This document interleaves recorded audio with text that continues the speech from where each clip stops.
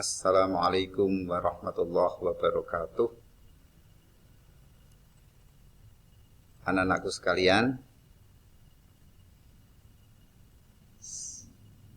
saya Muhammad Mashkur sebagai guru pada Madrasah Aliyah Ribatul Muta'alimin. Untuk materi sekarang kita akan membahas akidah Islam. Ya.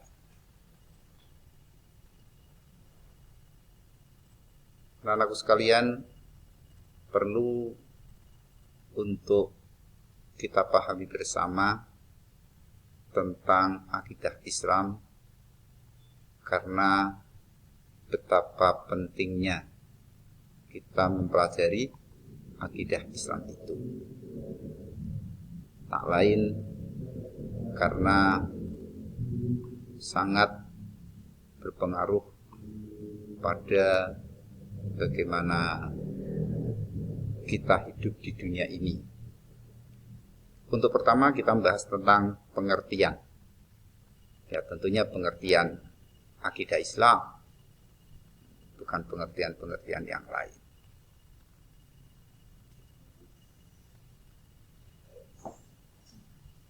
Akidah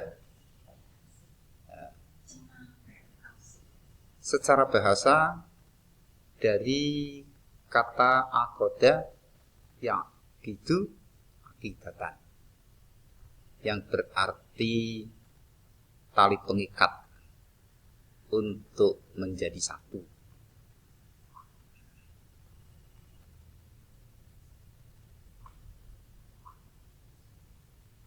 Yang mana ketika belum ada tali pengikat maka menjadi cerai-berai.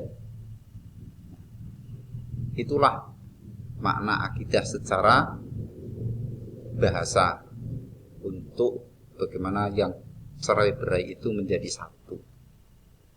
Secara istilah mengandung arti iman, kepercayaan, atau keyakinan.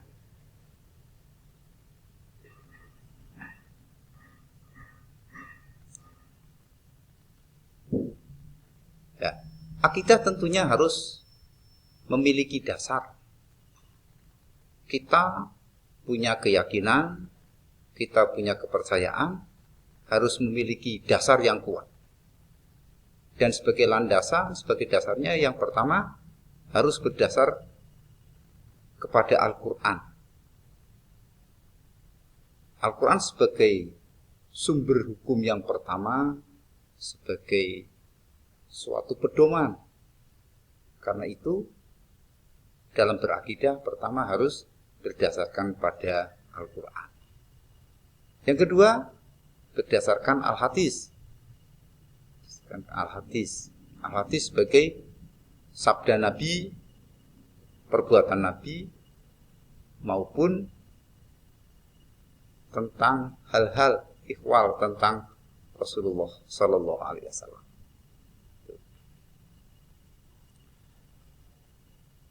Ya, dalam kita berakidah kita tentunya memiliki tujuan akidah Islam. Yang mana tujuannya yang pertama adalah memupuk dan mengembangkan dasar ketuhanan yang telah ada sejak lahir. Yang kedua, menghindarkan diri dari pengaruh kehidupan yang sesat atau jauh dari petunjuk hidup yang benar. Yang ketiga, memelihara manusia dari kemusyrikan agar kita tidak musyrik. Kemudian yang keempat, menciptakan umat yang kuat. Tentunya tujuan akidah ini harus memiliki dasar. Nah, dasar untuk memupuk dan mengembangkan dasar ketuhanan yang telah ada sejak lahir sebagai sebuah tujuan tersebut berdasarkan pada surat Al-A'raf ayat 172-173.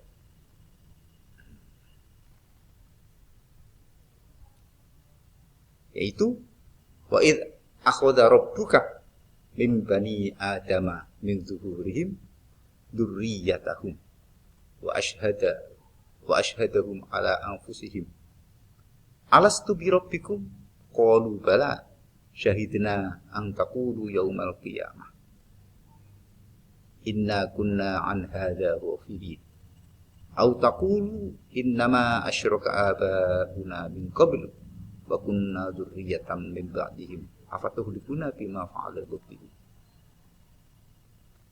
Ketika Tuhan kamu mengambil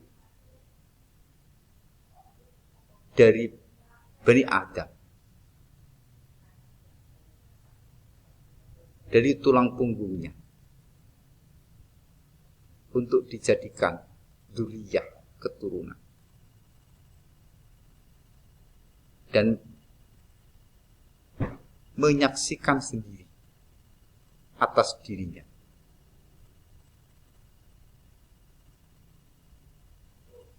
Allah menyampaikan alastu bi rabbikum, apakah aku Tuhanmu? Mereka menjawab syahidna, kami bersaksi. Itulah bahwa sebenarnya kita sejak awal itu memiliki keimanan.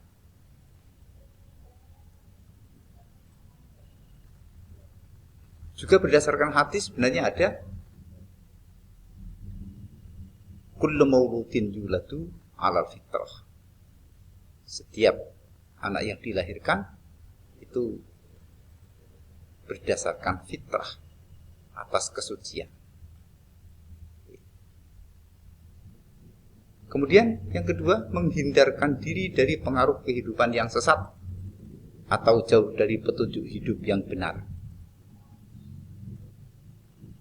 Ini berdasarkan pada surat Al-An'am ayat 153.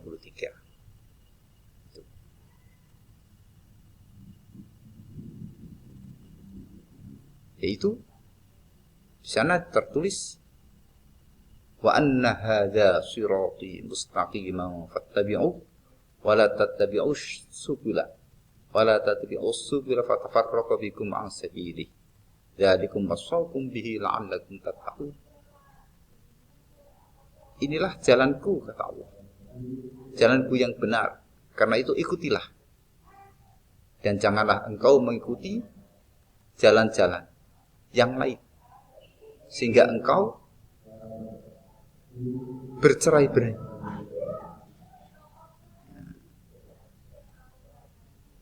Itulah pesan Allah kepadamu. Mudah-mudahan engkau menjadi orang yang bertakwa. Yang selanjutnya, yang ketiga, memelihara manusia dari kemusyrikan, agar kita tidak menjadi orang yang musyrik. Ya.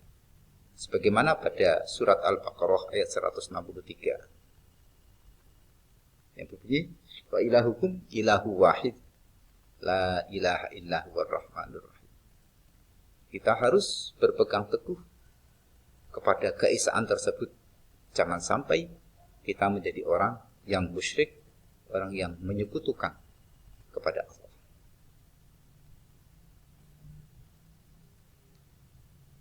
Yang keempat, menciptakan umat yang kuat.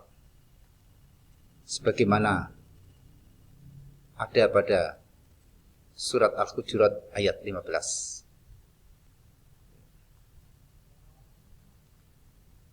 Yaitu innamal mu'minuna alladzina amanu billahi wa rasulihi tsumma lam yartabu wa jahadu bi amwalihim wa anfusihim fi sabilillah ulaika humus shadiqun.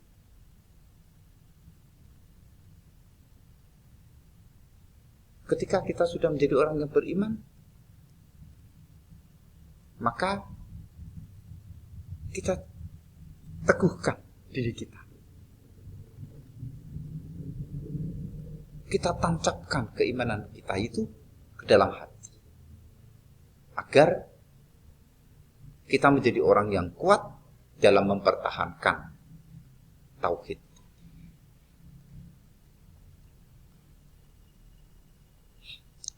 Prinsip-prinsip akidah Islam.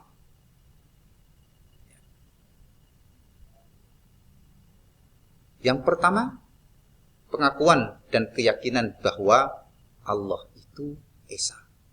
Allah itu satu. Tidak dua, tidak tiga.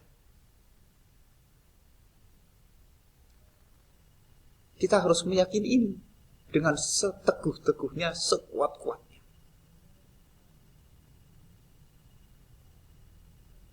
Karena satu itulah sumber dari segalanya. Dan kita harus mengakui tentang keesaan Tuhan. Kemudian yang kedua, pengakuan bahwa para rasul telah diutus oleh Allah untuk menuntun umatnya. Allah sengaja mengutus para rasul dari kalangan manusia untuk manusia, supaya manusia bisa memahami apa yang sebenarnya menjadi tuntunan atau hal-hal yang baik bagi manusia. Karena hanya Allah lah yang tahu tentang kebaikan manusia. Karena Allah penciptanya. Sebagai pencipta, maka Dialah yang tahu tentang kebaikan, hakikat kebaikan pada diri manusia. Dan untuk memberitahukan tentang hakikat kebaikan itulah, maka Allah mengutus para rasul untuk menuntun kepada umatnya menuju hal tersebut. Yang ketiga, kepercayaan akan adanya hari kebangkitan. Ini prinsip. Ini prinsip. Kepercayaan terhadap adanya hari kebangkitan ini menjadikan kita untuk bisa terkendali bahwa sebenarnya nanti kita akan mempertanggungjawabkan di hari kebangkitan tersebut. Dan yang keempat, keyakinan bahwa Allah itu maha adil. Keadilan Allah sempurna. Oleh karena itu, kita di dunia, siapapun yang berbuat baik, maka Allah akan memberikan kebaikan. Begitu pula sebaliknya, siapapun yang berbuat kejelekan, kejahatan, maka Allah pun akan menimpakan hal yang setimpa. Anak-anakku sekalian, sekarang metode peningkatan kualitas akidah, yaitu kita bisa melalui pembiasaan dan keteladanan.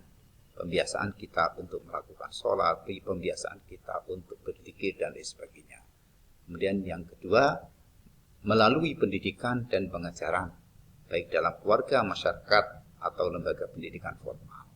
Sebagaimana ini, kita biasakan, kita melakukan pendidikan ini.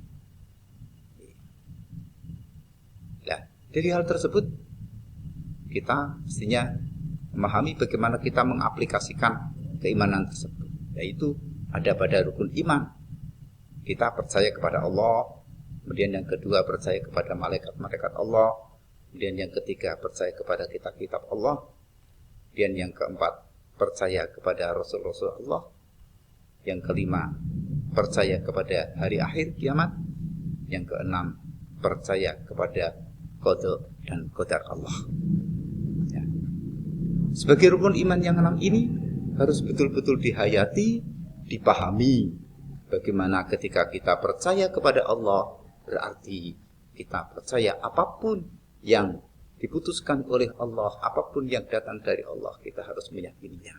Begitu pula ketika kita percaya kepada para rasul, maka ya harus semuanya dipercayai, diiman. Jadi kaitannya dengan keimanan-keimanan tersebut, Ketika kita percaya kepada Rasul, kita percaya kepada hari akhir, ya harus kita buktikan bahwa kita betul-betul percaya kepada hari akhir. Ketika percaya kepada qada dan qadar Allah, ya kita tunjukkan bahwa kita percaya kepada qada dan qadar Allah gitu. Ya, oke. Ya. Demikianlah kaitannya dengan pembelajaran akidah Islam pada bab 1 ini. Mudah-mudahan apa yang telah disampaikan dapat dipahami dengan baik dan bermanfaat. Dan semoga dalam rangka kita mengimani iman kepada Allah, iman kepada para malaikat, iman kepada kitab-kitab Allah, iman kepada Rasul-Rasul Allah, iman kepada hari akhir, iman kepada qada dan qadar, itu betul-betul kita yakini dan kita aplikasikan dalam kehidupan sehari-hari. Demikian, sampai jumpa lagi. Wassalamualaikum warahmatullahi wabarakatuh.